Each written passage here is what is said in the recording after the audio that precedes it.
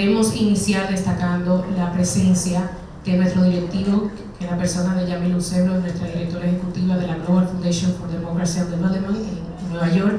Por igual agradecerles a todos los embajadores, representantes de los organismos internacionales, funcionarios y ministros que se han dado cita aquí para escuchar sobre este tema, y también los propios miembros de nuestra Fundación Global Democracia y Desarrollo. Valoramos la acogida de nuestra invitación esta mañana, lo cual, como dije en un inicio, destaca definitivamente cómo atañe el tema de Europa y, sin lugar a dudas, cómo repercute en nuestra región. Para FUNGLODE constituye un gran honor el haber sido escogido nuevamente por la Fundación Alternativa y también por la Fundación Friedrich Ebert para poder nuevamente poner esta presentación de esta 8ª edición del informe del estado actual de la Unión Europea. Yo creo que no me están escuchando, ¿verdad? Sí, no, pues soy yo la que no me escucho. Entonces destacamos de verdad que nos hayan escogido nuevamente y que en América Latina sea la institución en la cual se presenta un informe de la calidad que siempre destaca el informe de ambas instituciones. Sin más, quiero presentar al doctor Diego López Garrido, quien nos honra con su presencia y actualmente se desempeña como vicepresidente ejecutivo de la Fundación Alternativas. Es catedrático emérito de Derecho Inconstitucional de la Universidad de Castilla-La Mancha y letrado de las Cortes Generales. Sin más, el doctor Diego López. Muchas gracias. Buenos días a todas y a todos. Y muchas gracias a la Fundación FUNGLODE por la hospitalidad para la presentación de este informe. Este es un lugar donde yo he estado algunas veces, como saben, y presentando libros o presentando un informe. En alguna ocasión con el presidente Leonel Fernández, a quien también le agradezco como presidente de FUNGLODE el que yo pueda estar aquí hoy presentando este informe de la Fundación Alternativas, de la que soy, como decía Triana, de la que soy vicepresidente ejecutivo desde hace poco tiempo. Y además hoy creo que hay que agradecer especialmente la presencia de tanta gente aquí en esta sala, porque está bloqueado Santo Domingo y nosotros hemos tardado mucho más de lo que pensábamos en llegar aquí, así que les agradezco el especial esfuerzo de estar esta mañana en FUNGLODE para hablar sobre la Unión Europea, y también al final le dedicaré alguna reflexión a las relaciones Unión Europea-América Latina y a la República Dominicana. Este informe es uno de los 7 informes que hace la Fundación Alternativas cada año. Aprovecharé para hacer un comercial sobre la Fundación Alternativas. Hacemos 7 informes sobre el informe de la democracia, el informe sobre la desigualdad, el informe sobre ciencia y tecnología, el informe sobre sostenibilidad. Estos 2 últimos los acabamos de presentar en Madrid hace muy poco tiempo. El informe sobre la Unión Europea, que es un informe veterano, que es el que yo voy a presentar y que, como decía Triana, se publica desde 2011, y que tengo el honor de dirigir desde entonces, el informe sobre el estado de la Unión Europea. Y a su vez hemos lanzado este año por vez primera, y lo haremos todos los años, un informe África. El Reino Unido es la potencia defensiva, militar, más importante que hay dentro de la Unión Europea en este momento, aunque vaya a continuar dentro de la OTAN, pero es una potencia muy importante. Y bueno, a mí personalmente me da mucha pena que el Reino Unido se vaya de la Unión Europea, aunque es verdad que el Reino Unido se ha convertido a lo largo del tiempo en un freno para muchos avances integracionistas en la Unión Europea, pero el Reino Unido es una gran democracia. El Reino Unido es una gran democracia, eso no hay forma de no decirlo. Es un país que tiene una tradición democrática enorme y que contribuyó pues, a la derrota de Hitler de una forma decisiva, por ejemplo, Es una pena que se vayan, pero bueno, han escogido un camino que además lo escogió Cameron para solucionar un problema interno de su partido, pensando que el referéndum iba a salir a favor de los de Remain, y resulta que no, que salió a favor del Leave. Y esa irresponsabilidad de Cameron, que es probablemente uno de los gobernantes más malos que ha tenido el Reino Unido en los últimos siglos, pues ha llevado a la situación actual. Por tanto, tercer elemento importante de la coyuntura actual, delicada que tiene la Unión Europea, que es el Brexit, ante el cual es verdad que los otros 27 estados tenemos una posición común, muy clara, conjunta. No vamos a admitir, espero, toco madera, bueno, aquí no hay madera, bueno, aquí. ¿Dónde? Bueno, ya he tocado en muchos. Me vale con una. Yo espero que todo se arregle y que mantengamos esa unidad de los 27, en este caso, respecto del Brexit, pero no vamos a poder evitar daños evidentes, inevitable, eso es inevitable, porque es como decía yo, es un auténtico desastre.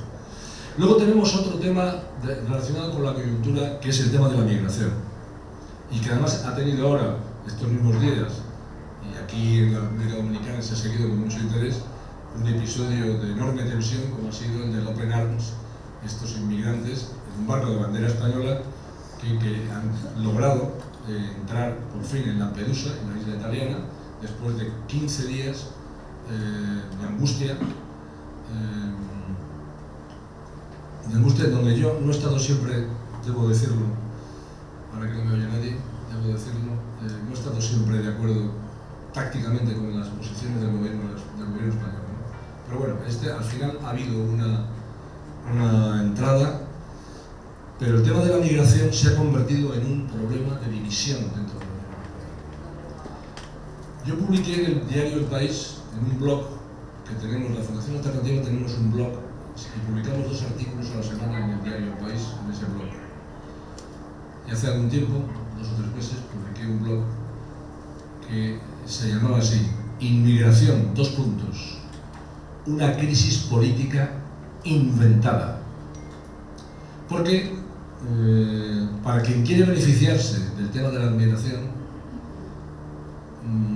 estamos ante una crisis política, una fuerte crisis política, supuestamente, por el tema de la inmigración, por la entrada masiva de inmigrantes, porque nos invaden los inmigrantes. Efectivamente, esto tiene mucho más efecto en el lugar donde están entrando, que no que se queden ahí, entrando, porque luego hay libre circulación de personas y se van muchísimos, la mayoría se van a Alemania, por cierto, pero entran por Grecia, por Italia y por España, esencialmente la inmigración económica. Y la inmigración política, los refugiados que huyen de las crisis y los conflictos que hay en algunos casos en África, que huyen del gran conflicto civil que hay en Siria y que son utilizados, es utilizado políticamente por algo a lo que se refería Triana anteriormente en la presentación, y es utilizado políticamente para el crecimiento vertiginoso de algunos partidos de carácter populista de extrema derecha que han proliferado de forma increíble en la Unión Europea en los últimos tiempos, ¿no? Es decir, no cabe duda de que Salvini, ministro del Interior italiano, para desgracia de Italia y de Europa, Salvini se ha beneficiado extraordinariamente del tema de la inmigración, como si la inmigración fuera un problema para Europa. En ese artículo, en ese blog, yo decía, vamos a ver, en los últimos años, ¿ha habido algún problema? ¿Ha habido algo negativo en Europa? ¿Hemos visto algo negativo por la llegada de miles y miles de inmigrantes? ¿Ha pasado eso? Para nada. Que me digan cuál es el problema económico que tiene Europa por la llegada de inmigrantes. Es exactamente lo contrario.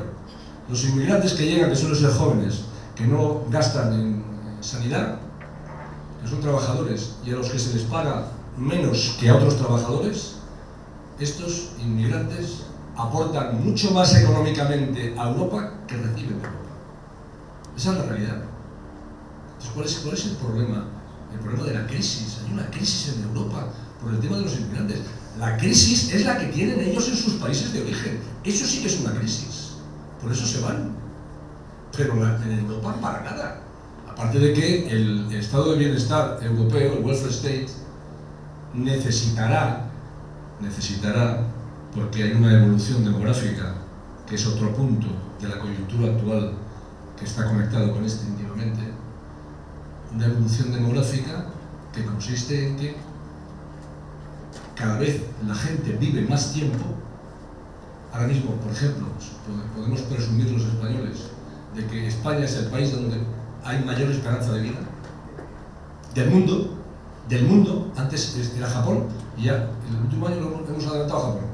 Vivimos aquí, vivimos en España más tiempo que en cualquier otro lugar del mundo. Pero al mismo tiempo las españolas cada vez tienen los hijos más tarde. Y por tanto es una población, como se dice aquí, en un término que he aprendido en la República Dominicana, es una población envejeciente.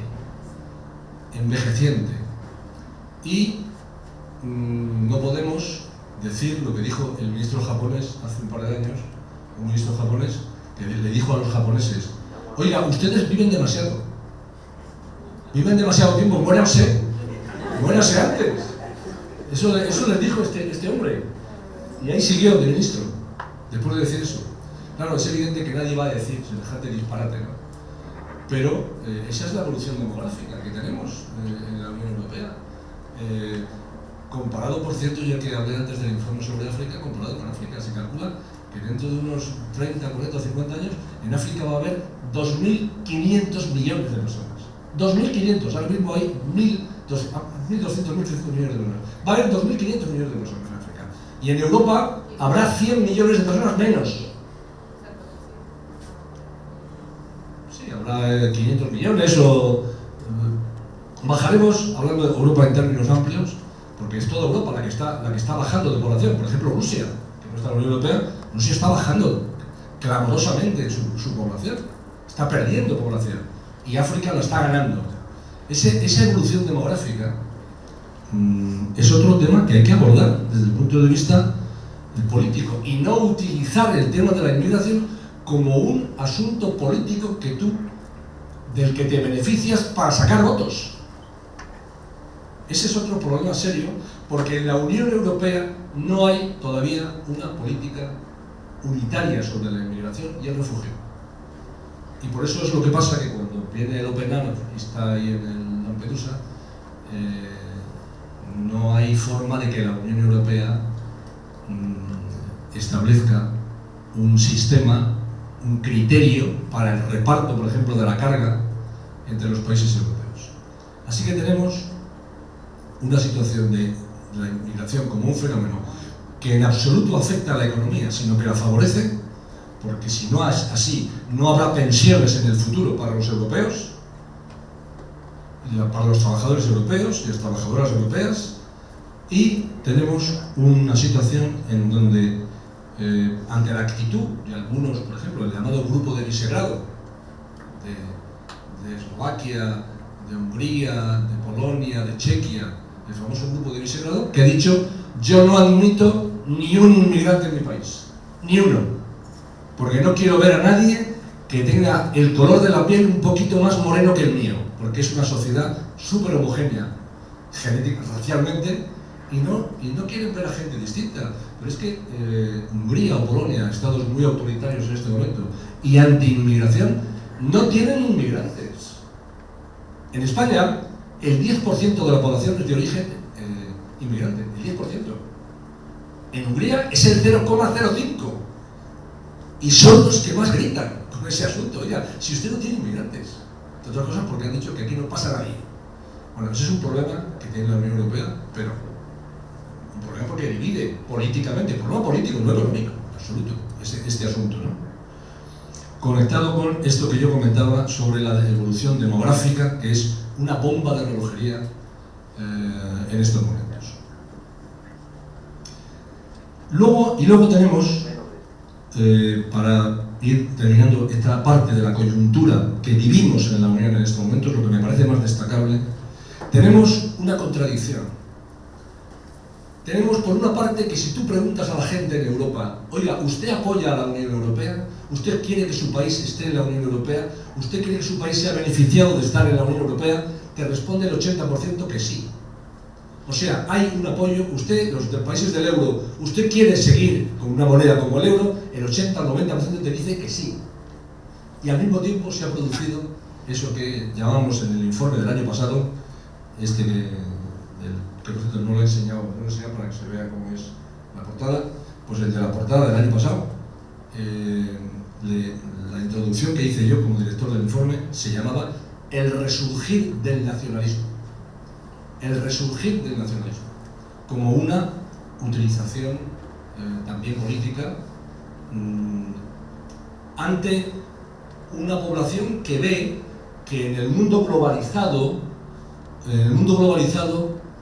hay algunos vencedores y algunos perdedores, y puede ser demagógicamente utilizado ese fenómeno que a mi juicio es como la ley de la gravedad, ese fenómeno imposible de parar, que es la mundialización y la globalización, que es un desarrollo natural de los procesos productivos y de los avances tecnológicos y de la revolución tecnológica, evidentemente. Bueno, pues tenemos esa contradicción. Por una parte, no cabe duda de que el ciudadano, cada vez más, el último barómetro que ha hecho el Parlamento Europeo, que hace un barómetro cada 6 meses, el último barómetro ha tenido el mayor apoyo a la Unión Europea que nunca de toda la historia de los barómetros ha habido. O sea que la gente quiere que seguir en la Unión Europea y le parece positivo. Y al mismo tiempo ha habido un resurgir del nacionalismo que se utiliza en el interior de los países y que ha tenido su reflejo en estas elecciones a las que se refería Triana, al Parlamento Europeo, que se acaban de producir. Ha tenido su reflejo porque ha habido un aumento de partidos populistas que tienen más presencia, no una presencia apabullante, no van a lograr frenar decisiones frente a otros grupos europeístas, pero ha subido su presencia en el Parlamento Europeo. Es decir, en el Parlamento Europeo hay un porcentaje del 20-25% de diputados y diputadas, eurodiputados y eurodiputadas, que lo que quieren es cargarse el Parlamento Europeo, cargarse Europa. O sea, lo cual es realmente para nota, ¿no? Y luego tenemos un problema muy serio que vivimos ya claramente cada día en nuestra coyuntura. También es un tema coyuntural que tiene una proyección enorme en el tiempo, que es el tema del cambio climático. El problema del cambio climático. Ese es un gran problema. Hemos sufrido en Canarias y todavía seguimos sufriendo el mayor incendio de su historia, seguramente, en las Islas Canarias. Bueno, los técnicos consideran que tiene todo que ver con el cambio climático. Esa furia del fuego que ha habido en Canarias, que se ha comido hectáreas y hectáreas y hectáreas de terreno forestal. Esto tiene que ver con el cambio climático. Los plásticos en el Mediterráneo o en el Índico o en el Pacífico, los plásticos que ocupan extensiones similares a las de países enteros. Esto es un problema inviable. Es decir, esto es un problema de verdad serio. El asunto de la transición ecológica necesaria hacia una economía descarbonizada, pero que es muy difícil de llevar a cabo políticamente y que además no se puede resolver desde un país. El problema del cambio climático no lo va a resolver aquí en la República Dominicana el gobierno de la República Dominicana solito. Imposible. Es un problema del mundo, no es un problema de un país. Y por lo tanto, como es un problema del mundo, tiene que haber acuerdos del mundo. Y esos acuerdos del mundo pues son, por ejemplo, el Acuerdo de París, del que también se ha salido, no sabemos por qué, Donald Trump, porque parece que no se cree lo del cambio climático. Y por eso quiere comprar a Groenlandia a Dinamarca. Como si fuese una pescadería donde vas y compras una dorada. Bueno, pues Donald Trump tiene esa imagen, ¿no? De, bueno, Dinamarca, ¿tiene usted Groenlandia? Se la compro, venga, hola. Como si aquí llega Donald Trump y dice, bueno, a lo mejor se le ocurre, y dice, pues me quiero quedar con Samaná. Digo Samaná porque es un sitio donde yo he estado y es precioso, me encanta. Y si estuviera aquí Milton Ray, todavía le gustaría más. Pues son cosas increíbles, ¿no? Bueno, pues todo conectado con el asunto del cambio climático, porque en el Ártico no pasa en el Antártico, pero en el Ártico lo que se está es desapareciendo los glaciares. Pero vamos, que se están derritiendo directamente. Y esto es un problema que se manifiesta diariamente y no sé cuántos miles de personas mueren al día en el mundo por la contaminación atmosférica. El otro día presentamos el informe de la Fundación Alternativas sobre sostenibilidad. Lo presentamos en un sitio muy bonito que a los que vayan a Madrid les recomiendo que lo vean, seguramente muchos de ustedes lo conocen, que es el Botánico, el Jardín Botánico de Madrid. Y ahí presentamos el informe de sostenibilidad de la Fundación Alternativas. Y una de las investigadoras que intervino, que yo creo que es la que más sabe de ese tema, hablaba del tema de la contaminación, de los efectos sobre la salud de la contaminación atmosférica, los efectos sobre la salud. Y luego yo recuerdo una cosa que me hizo mucha gracia, porque, bueno, mucha gracia entre comillas, y decía, ¿sabéis quiénes son los que más sufren la contaminación atmosférica? Los niños. Porque los elementos más pesados de la polución bajan al suelo. Y los niños son bajitos. Y como son bajitos, son los que más sufren sobre el tema de la contaminación. Bueno, eso es un ejemplo de este asunto que hay que abordar y que se abordó por el Acuerdo de París, que ya veremos en qué acaba, y del cual se ha salido, como de tantas otras cosas, Estados Unidos. Y es una pena, porque sin Estados Unidos, que es el mayor polucionador del mundo, como sin China o tal, pues es imposible abordarlo de verdad, el asunto, porque claro, o cuentas con ellos o si no, no hay forma. Bien, ¿qué respuestas se pueden dar a esto? En el informe de la Fundación, nosotros siempre hacemos unas recomendaciones al final de nuestros informes, porque la Fundación Alternativas no es una universidad. La Fundación Alternativas no es un instituto académico, que son estupendos, y nuestros días precisamente he estado dando clases en una universidad de la República Dominicana.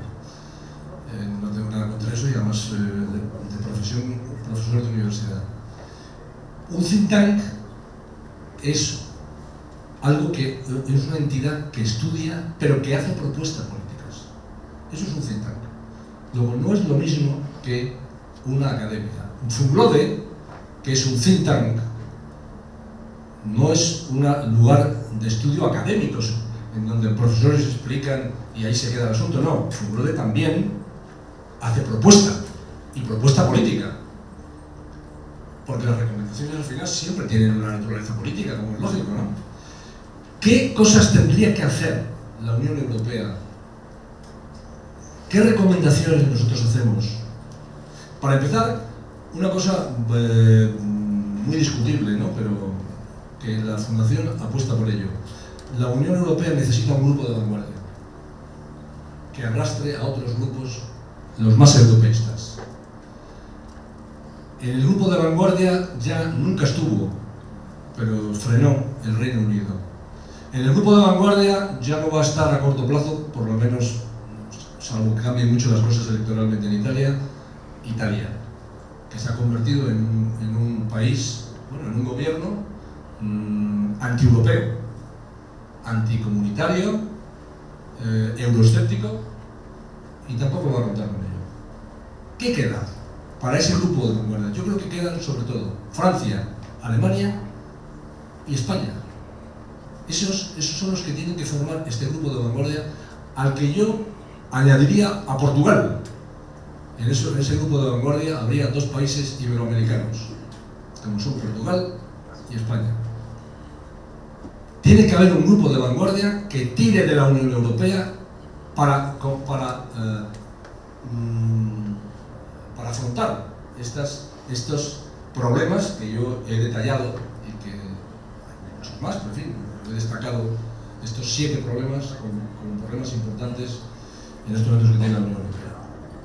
¿Y cuáles serían las líneas estratégicas que deberían seguirse? Pues rápidamente, para no aburrirles en exceso y dar tiempo a un coloquio o algún tipo de conversación.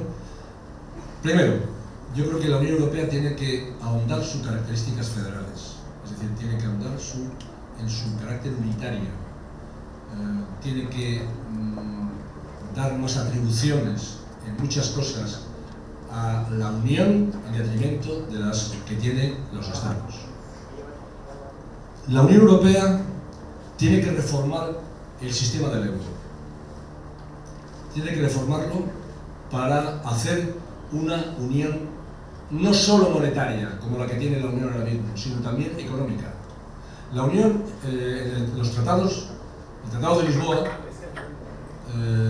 que por cierto le tocó aplicarlo a la presidencia española de la Unión Europea en el 2010, el Tratado de Lisboa se habla de la unión económica, desde Maastricht se habla de la unión económica y monetaria, pero la Unión Europea no tiene una unión económica, no es una unión económica, es una unión monetaria, pero económica no. No tiene, por ejemplo, un sistema armonizado de impuestos. Cada país pone los que le da la gana. Pues es un desastre absoluto, porque hay un dumping en donde cada uno lucha contra el otro y hay una lucha suicida de bajar impuestos directos, sobre todo los impuestos de sociedades, para atraerse empresas que se sitúen en tu país y con el señuelo de que vas a pagar mucho menos impuestos o casi nada.